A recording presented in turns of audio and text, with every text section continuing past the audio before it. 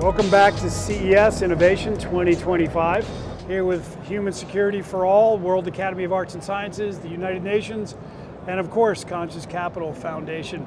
My guest today is Walt Stinson. So I was kidding with Walt off camera that I'm going to embarrass him because he's one of the most humble guys who's done some incredible stuff in the world. And I'm going to start, let's go right in, Walt.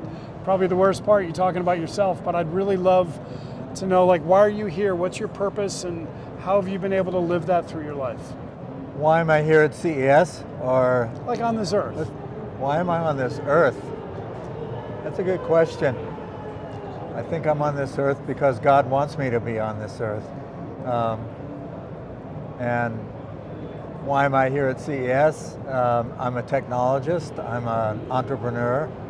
I've always tried to look for ways to introduce new technologies to people, to markets.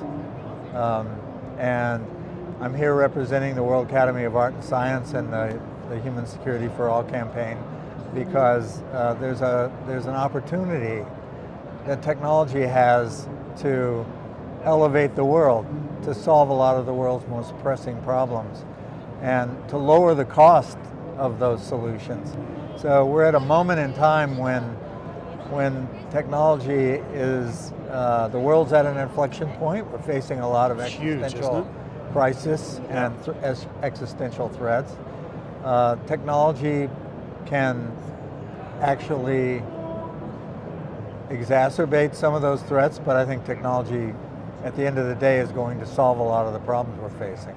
Yeah, and I think that this is, personally for me, such an incredible time to be alive, for the opportunities that avail themselves. And yes, with just like anything in life, it's the physics of life. It's anything that's such a great opportunity also has the opposite potential too for these existential threats. And when we were together last night, you gave me a quote, which I loved. Do you remember? It was from a past president, I think.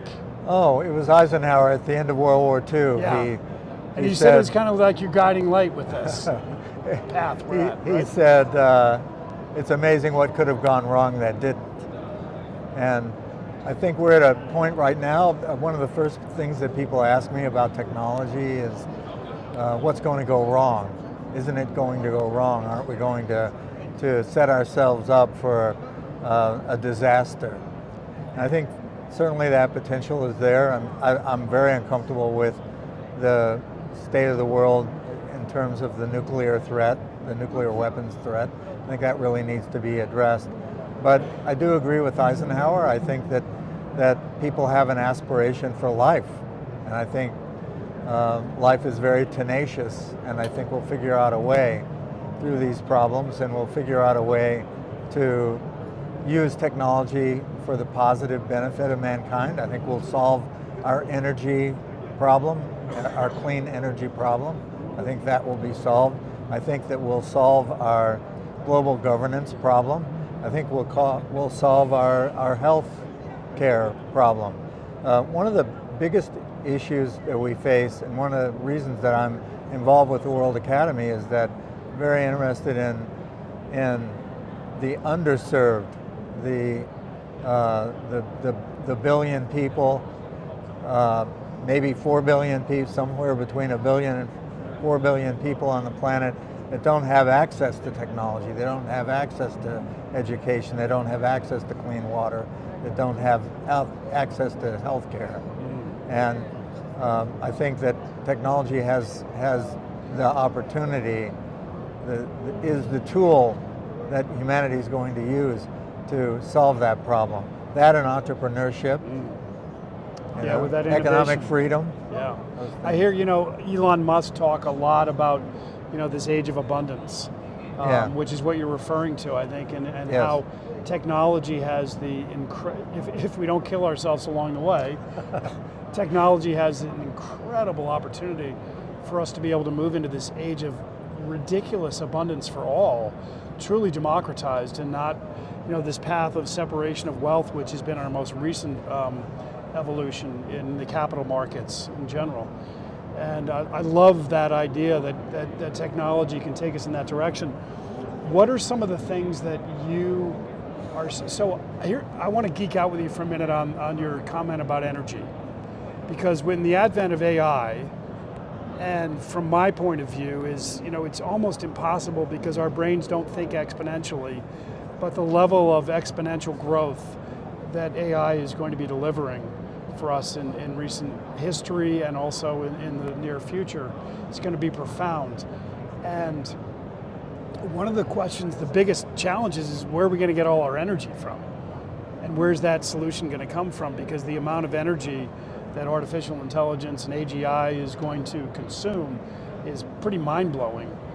And that's going to be, I think, our next biggest issue. Do you think that's going to be innovated through product innovation and efficiency?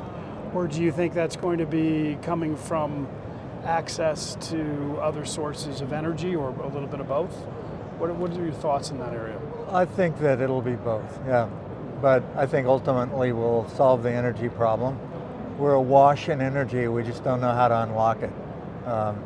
We're surrounded by it. Einstein showed us that there's a tremendous amount of energy locked up in an atom.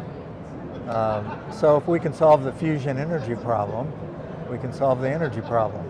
And I think we will solve it.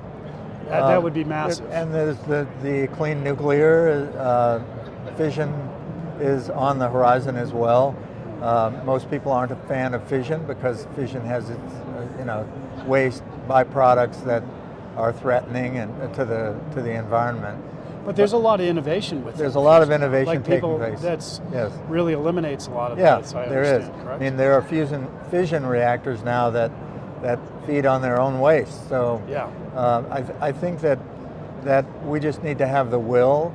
I think nuclear has a bad connotation because of some of the accidents that have taken place. Right. But we have to keep in mind that right now the nuclear reactors we're using around the world are 1970s technology. We've come a long way since then. Yeah. And I think we have the ability to solve the problem. That's what I'm saying. Nice. What do you think are some of the, let's talk about artificial intelligence for a minute, which could be an endless conversation. But what do you think some of the near term, meaning 5 years, which is like used to be 30 years a year ago. What do you think some of the innovations that are going to have the largest impact on our species? Well, I think that AI is one of those technological inflection points. It's a lot like digital. It's a lot like some of the things that happened in the late 1800s when we discovered electricity and electromagnetic fields and so forth. So I think that AI is going to unlock a tremendous amount of innovation. And you mentioned exponential growth a minute ago and how it's hard for us to get our head around it. Yeah. I think it's very hard for us to imagine the tremendous impact that AI is going to have. I think that we underestimate it. I think we overestimate it in the short term. People are afraid of what's going to happen tomorrow, and is AI going to do something bad, that harms me in some way or another. We tend to focus on those types of short-term threats. I think that we overestimate the progress we're going to see in AI in a year, for example, but I think we grossly underestimate the impact of AI in 10 years. And that gets back to the exponential growth problem that humans have, trying to figure out what the impact of things are really going to be. So where is it going to impact? I think it's going to impact education tremendously. I think it's going to impact healthcare tremendously. I think we're all going to have an AI assistant that can help us do things, help us write letters better, help us think more clearly, guide us and not in a threatening way, but in a benign and helpful way. I think that digital twins, which is a concept I wanted to talk more about that. It's a concept that Explain that to our listeners, because that can be a little confusing. As a matter of fact, even last night with NVIDIA's keynote, I was learned more about digital twins that I didn't understand. I was making a lot of assumptions. Yeah, I think that a digital twin is simply a virtual model of something that Animate of or a inanimate, process. right? It can be, yeah. I mean, you could have a digital twin, for Right. example. I think that each of us will have a digital twin that's sort of a virtual model of ourselves, and we'll feed all of the data that we have about ourselves into this Right. model, this virtual model of ourselves, and that'll predict our future health. It'll predict our future development in terms of our economic development, our educational development, our health development, things like that. So I think having a digital twin is going to be very useful for us. But the first implementation of digital twins is going to be in industry, where That's you, what I for was learning example, last night, yeah. you have a big machine, right? And it's a multi-million-dollar machine, and you want to see what the limits of that machine are. You want to push it to its extreme. Well, you can build a digital twin of that machine, and you can test that machine in a virtual space much more cheaply than you Boy, can. and that's going to transform so much in industry, that's right.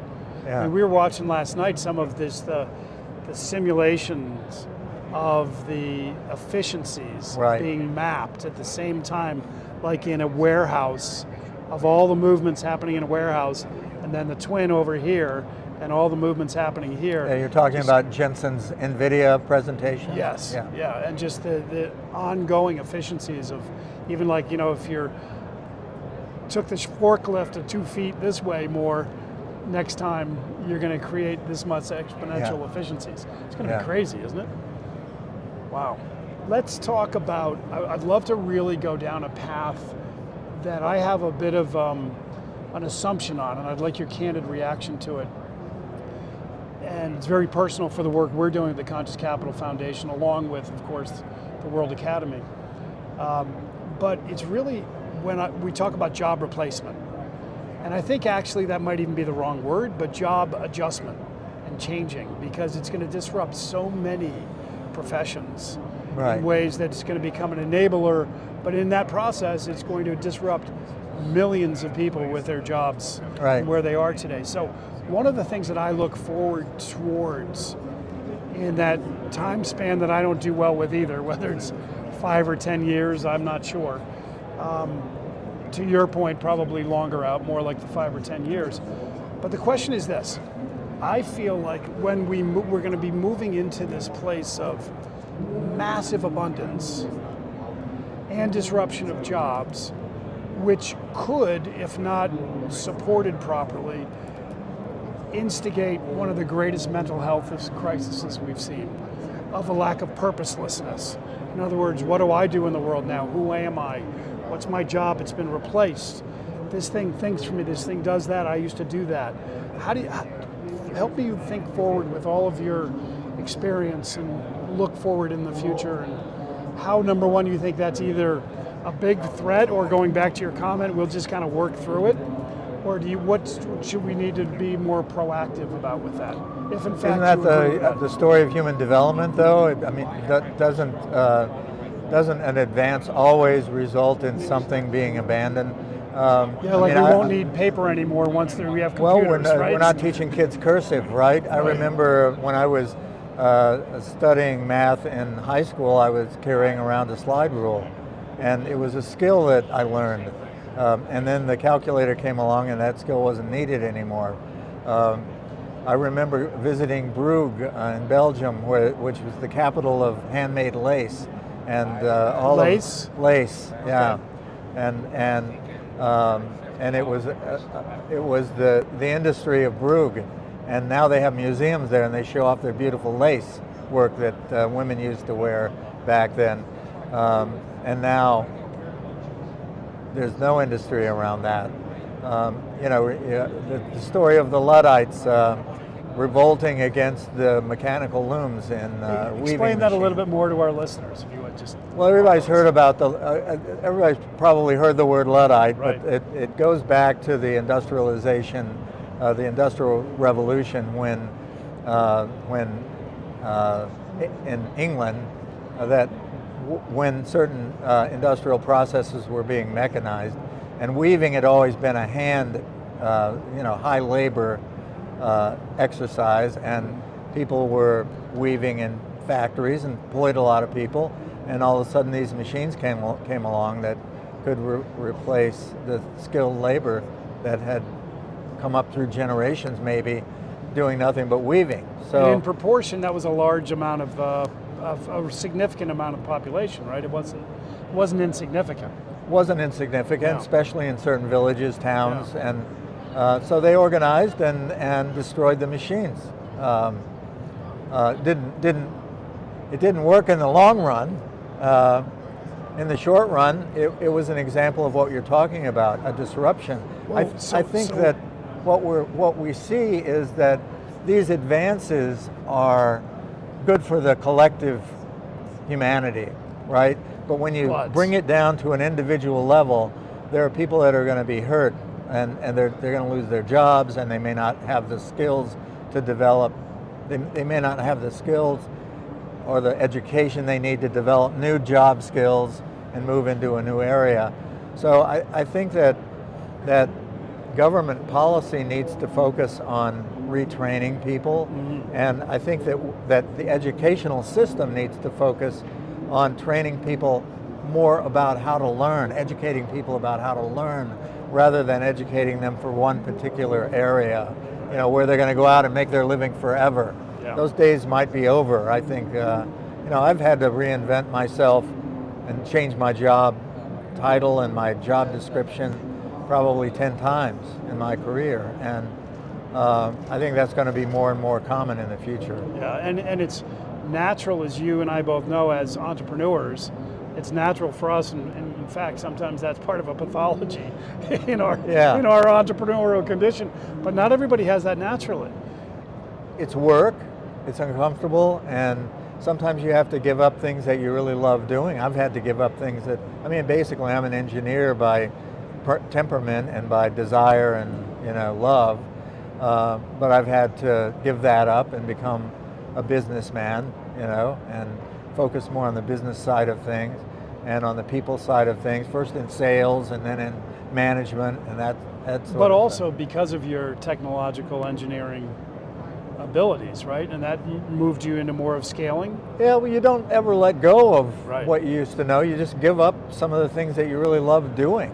And I really loved recording musicians, and I really loved doing live sound, and I really loved building things and working on a test bench and things like that. All the things I've given up. They're hobbies still that I try to keep my So fingers you get in. it. You get it through the hobbies. Yeah, I do. Tell our listeners probably what you don't want to talk about, but that award that you got here a bunch of years ago. I heard whispers of that last night. And who was one of your honorees that got it the same year? Steve Jobs full was. setup question here. Yeah, Sorry. he was. And the award was what? Yeah. Well, here we are at CES.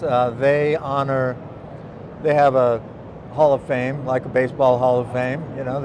They give you get inducted into a class. So I'm in the class of 2009 alongside Steve Jobs and 4 or 5 other people that have made significant contributions to this industry, the consumer electronics, consumer technology industry. And I joked that I didn't know that, it'd be like at the Academy Awards if they had an award for an usher. And the usher of the year is... Oh, come on. Nobody believes that. Nice try. But I like to say that I helped usher in the digital age. And that's incredible. And I think that the angle there that's interesting for me when I look back on it, I played a role in popularizing digital consumer products. Tell me just a little bit more about that. Well, when I entered the industry, and certainly when I got my technical training, everything was analog. Except for some of our listeners, you might need to except for explain what that there were was. some digital computers out there that the government owned. I worked for IBM. That was my first job. They hired me as an intern. How old? I was 19. Wow. That's cool. And so I knew quite a bit about digital technology. I knew about how it was being utilized by large corporations and by the government. There were no computers that were in the hands of individuals. They were all in the hands of large corporations and government agencies. In big rooms. In big rooms, and my job was to go into those big rooms and either make engineering changes to those computers. They had to be updated. See, now we use software to update the firmware of our computers, but in those days, you had to actually open up the guts of the computer and go in and change the internal wiring of the computer in order to do firmware updates. Wow. And so that was my job as a 19-year-old kid. But you know, fast forward to my entry into this industry, which was in 1972, as just a 23-year-old, you know, recent graduate from college. I decided that I wanted to make this industry my career, and the industry was an analog industry. And then what happened was that that Sony developed a digital software technology, and Philips developed a laser technology that was capable of solving the problem of how to create a consumer product that delivered a digital musical experience or a digital video experience rather than analog. So wow. At that moment in time, that's a big yeah, and that happened history. in 1983. It happened Wow. 10 years after I entered the industry, and because of my background, I saw that coming, and I saw it coming, and I decided that I was going to play a role in creating the future. And I think that's an important message for people to hear. Not the message about, I mean, my story maybe will inspire somebody, but I think the most important aspect of that story, when I think about it, is that we all have the ability to create the future. We just have to envision the future that we want to see, that we want to exist, and we have to commit ourselves. We have to take a decision that that's the future that we're going to help create, and then we have to enter into that work with determination and conviction. And focus. And sometimes when you do that, then you can get an award, you know, for having created the digital age when in fact you were just an usher. Walt, I know nobody believes that. You're a legend. Thank you for your time with us. And I know I'm getting the numbers to say I got to wrap it, but I could talk to you forever. I have one quick question. Yeah. I saw you running around last night, so I know you're not slowing down. What's next for you? That's a good question. I'm very committed to the World Academy of Art and Science. I like the work that we're doing there. HS4A is really my baby, along with 3 or 4 other people really put that thing together, and I really like the message of HS4A, human security for all. I think that human security for all is and should be a global aspiration of every human being on Earth. Thank you, Walt. Appreciate it.